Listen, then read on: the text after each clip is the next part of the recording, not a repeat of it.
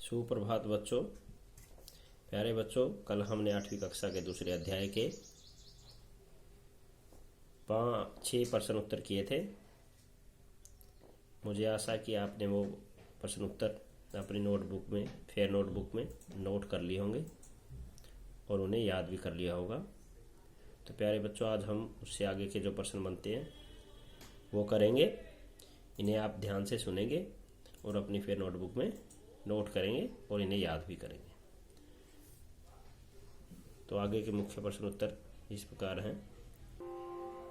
प्रश्न नंबर 7, प्यारे बच्चों, ये है प्रश्न नंबर 7। मशीनी युग ने कितने हाथ काट दिए हैं? इस पंक्ति में लेखक ने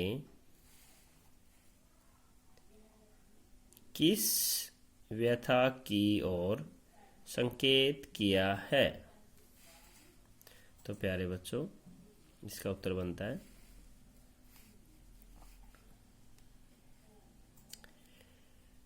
इस पंक्ति के माध्यम से लेखक ने बदलू मनिहार, मनिहार किसे कहते हैं?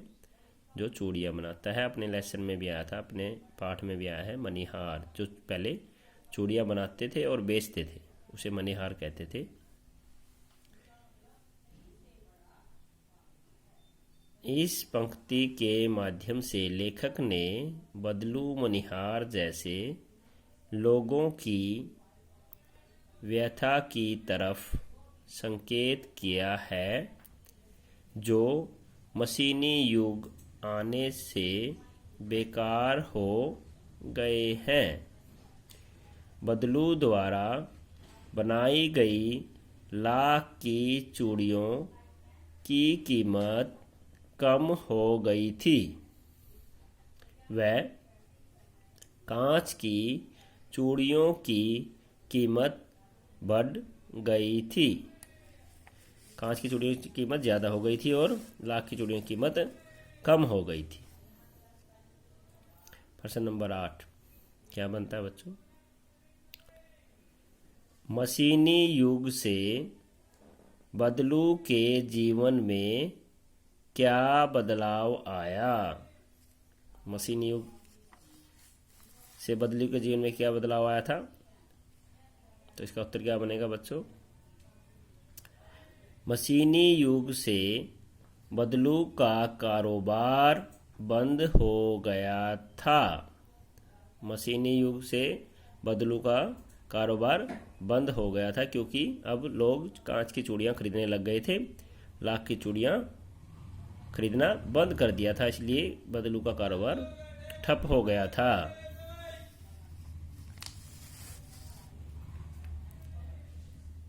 बचपन में लेखक अपने मामा के गांव चाव से क्यों जाता था और बदलू को बदलू मामा न कहकर बदलू काका क्यों कहता था? तो क्या बनता है इसका उत्तर बच्चों?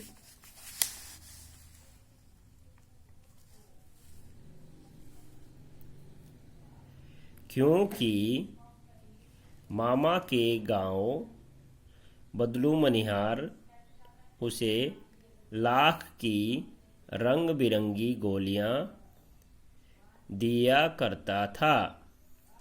लेखक बदलू को बदलू मामा न कहकर बदलू काका कहता था क्योंकि गांव के सभी बच्चे उसे बदलू काका कहते थे। क्योंकि गांव के बच्चे उसे क्या कहते थे? बदलू काका। इसलिए लेखक भी उसे बदलू काका ही कहना शुरू कर दिया।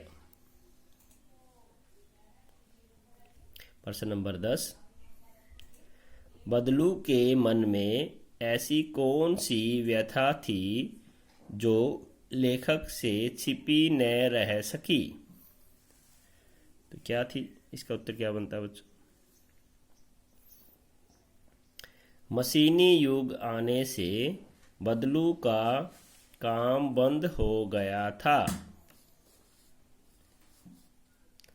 हथकरघा पूर्ण रूप से बेरोजगार हो गए थे। हथकरघा मतलब जो हाथ से काम करते थे, हाथ से वस्तुएं बनाते थे, जैसे खेस चादर बनाते हैं, हाथ से बनाते हैं, चूड़ियाँ बनाते थे, या जो भी अन्य वस्तुएं जो हाथ से बनाते थे उसे हथकरघा उद्योग कहते हैं। जो छोटे छोटे होते हैं गाँव में, पहले होते थे, अब तो कम होते हैं, अब तो मशीनी युग आ गया। तो जो हथकरघा थे उनके काम ठप हो गए थे, क्योंकि लोग ज़्यादातर मशीनों से बने हुए सामान को पसंद करने लग गए थे। तो क्या इसका उत्तर? मशीनी युग आने से बदलू का काम बंद हो गया था। हथकरघा पूर्ण रूप से बेरोजगार हो गए थे। बदलू की यही दशा लेखक से छिपी न रह सकी। तो प्यारे बच्चों, जो इसके अन्य प्रश्न उत्तर बनते थे वो आज हमने कर लिए।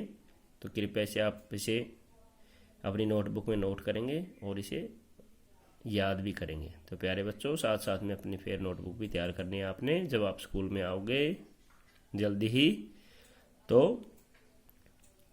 आपको उस टाइम कोई दिक्कत नहीं होगी। तो प्यारे बच्चों, आज के लिए बस इतना ही। धन्यवाद।